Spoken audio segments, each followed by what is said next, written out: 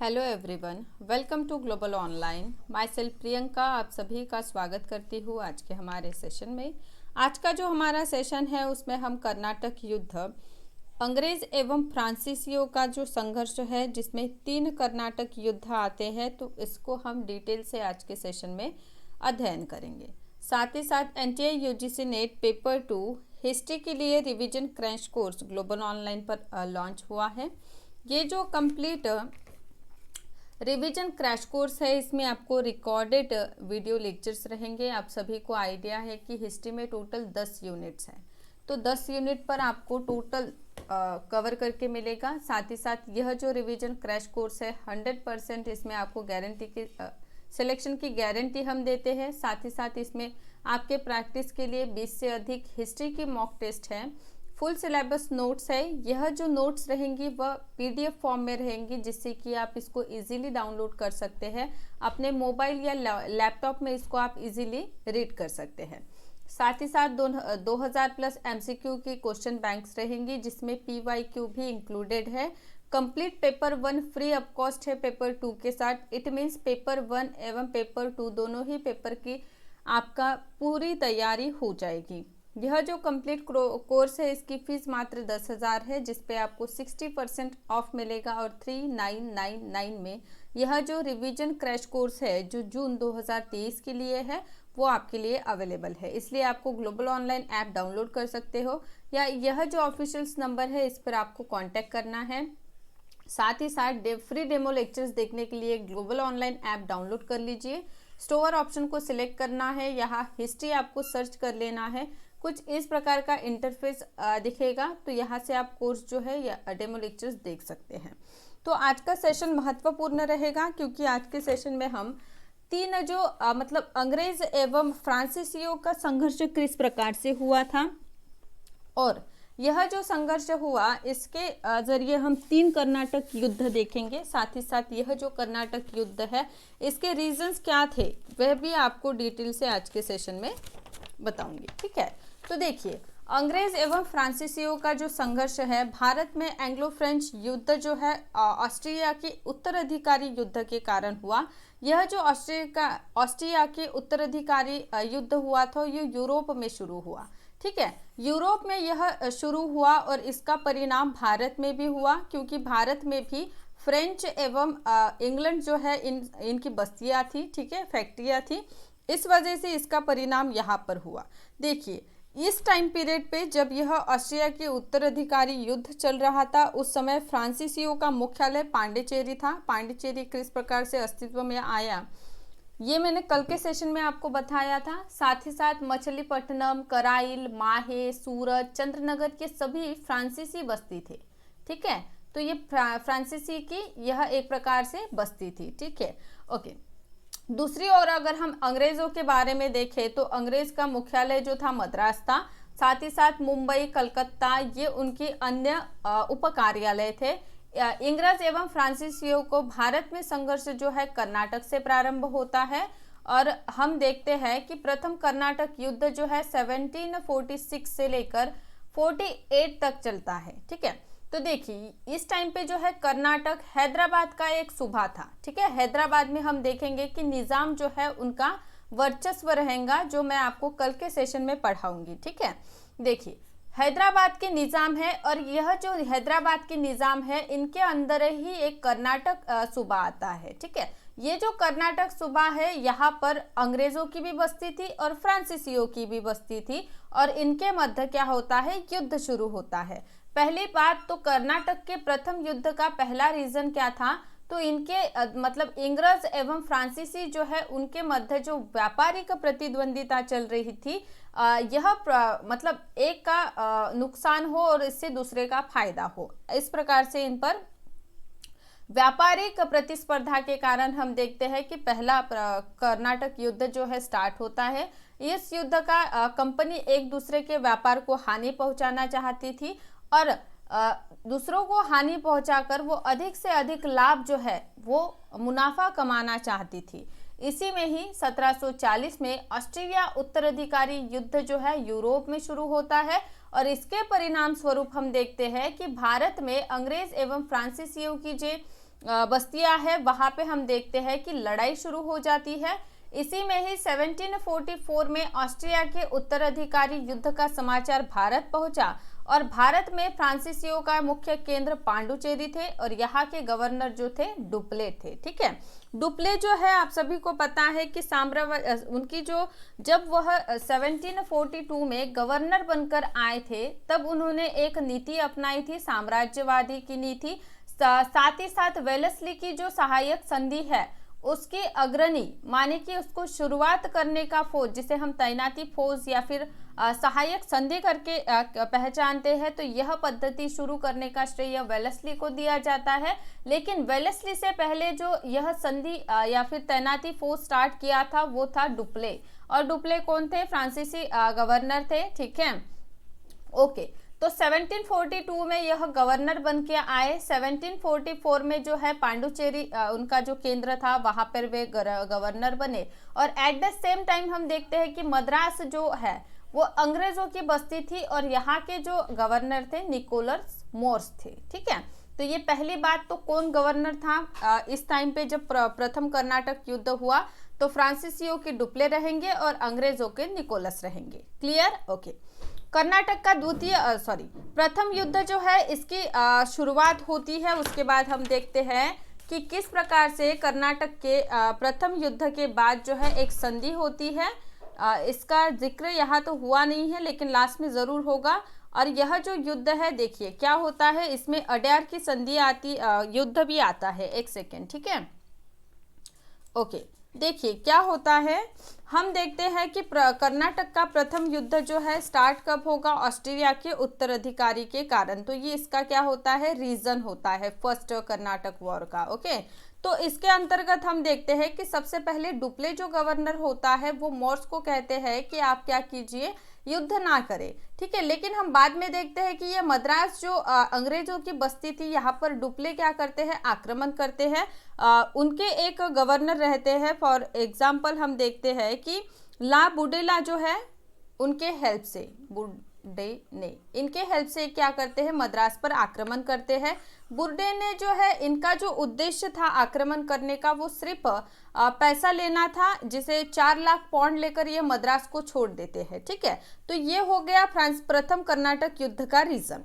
साथ ही साथ हम देखते हैं कि प्रथम कर्नाटक युद्ध में एक युद्ध होता है जिसको अड्यार का युद्ध कहा जाता है। तो ये क्यों होता है? तो देखिए इस टाइम हम देखते हैं कि कर्नाटक जो है, कर्नाटक का नवाब कौन रहता है? अनवरुद्दीन रहते हैं। ठीक है, अनवरुद्दीन जो है इनको डुप्ले कहते हैं कि मतलब जब मद्रास पर आक्रमण कर रहे थे तब मद्रास जीतने के बाद हम क्या करेंगे, ये आपको दे देंगे, माने कि कर्नाटक का जो नवाब था अनवरुद्दीन उनको दे देंगे। ठीक है, लेकिन क्या होता है, ऐसा होता नहीं है। दैट्स वाई हम देखते हैं कि अनवरुद्दीन जो है उनके पुत्र रहते हैं महफूज खां। ठीक है, महफूज खां जो है वो क्या करता है, एक सेना लेकर फ्रांसीसियों पर आक्रमण कर देता है और इसी के परिणाम स्वरूप हम आगे देखते हैं कि जिस प्रकार से मद्रास को जीता, साथ ही साथ सेंट थॉमस को भी फ्रांसीसी जो है वो जीत लेते हैं। उसके बाद अन्य जो फोर्ट सेंट डेविड है इस पर भी वो आक्रमण कर देंगे। ठीक है, फ्रांसीसी, और इसी के ही परिणाम स्वरूप एक संधि होती है जिसको हम कहते हैं एला शापेल की संधि। ठीक है, ये कब होती है? ये होती है 1748 में। ठीक है, इट मीन्स प्रथम कर्नाटक युद्ध जो 1746 और 48 के मध्य लड़ा गया, इसकी समाप्ति 1748 में होती है एला शापेल की संधि से।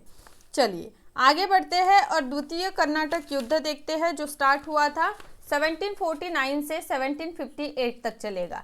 इस युद्ध का जो कारण था वो पहला जो कर्नाटक युद्ध था, ठीक है, वो समाप्त हुआ था लेकिन अचानक से। ठीक है, इस कारण से द्वितीय कर्नाटक युद्ध शुरू हो जाता है। एट द सेम टाइम हम देखते हैं कि 1748 में हैदराबाद के निजाम जो है आसफ जहां, जिनकी उपाधि क्या है, निजाम उल मुल्क उनकी उपाधि है, तो इनकी मृत्यु हो जाती है, देहांत हो जाता है। दैट्स वाई हैदराबाद में क्या होता है, उत्तराधिकारी का युद्ध शुरू होता है। तो हैदराबाद में जब उत्तराधिकारी का युद्ध शुरू होता है तब हम देखते हैं कि इसमें 2 दावेदार होते हैं। पहला तो है मुजफ्फर जंग और सेकंड है नासिर जंग। ये जो मुजफ्फर जंग है इसको कौन सपोर्ट करेंगे, फ्रांसीसी करेंगे, और नासिर जंग जो है उसको सपोर्ट करेंगे इंग्रज, ठीक है, अंग्रेज करेंगे। ओके, ये पहला पॉइंट है। सेकंड देखिए कि इसी एट द सेम टाइम हम देखते हैं कि कर्नाटक में भी उत्तराधिकारी युद्ध शुरू हो जाता है, क्योंकि अनवरुद्दीन जो है, जो भूतपूर्व क्या थे, नवाब थे कर्नाटक के, उनके दामाद चंदा साहब रहते हैं एक तरफ, और एट द सेम टाइम हम देखते हैं कि अनवरुद्दीन का मतलब चंदा साहब, हाँ, और मुजफ्फर जंग, ठीक है, मुजफ्फर जंग। तो फ्रांसीसी क्या करते हैं, चंदा साहब को सपोर्ट करते हैं, ठीक है, और मुजफ्फर जंग का समर्थन अंग्रेज करते हैं। तो सेकेंड कर्नाटक वॉर का क्या होता है, इसमें हैदराबाद एक तरफ रहता है और यहाँ पे भी उत्तराधिकारी युद्ध शुरू हो जाता है, और हम देखते हैं कि हैदराबाद की तरह कर्नाटक में भी अनवरुद्दीन के मृत्यु के बाद चंदा साहेब एवं मुजफ्फर जंग यह क्या करते हैं, कर्नाटक के नवाब बनने के लिए इनमें भी प्रतिद्वंदिता शुरू हो जाती है। और यह जो प्रतिद्वंदिता शुरू हो जाती है इसका फायदा कौन उठाते हैं, इंग्रज एवं फ्रांसीसी उठाते हैं, ठीक है।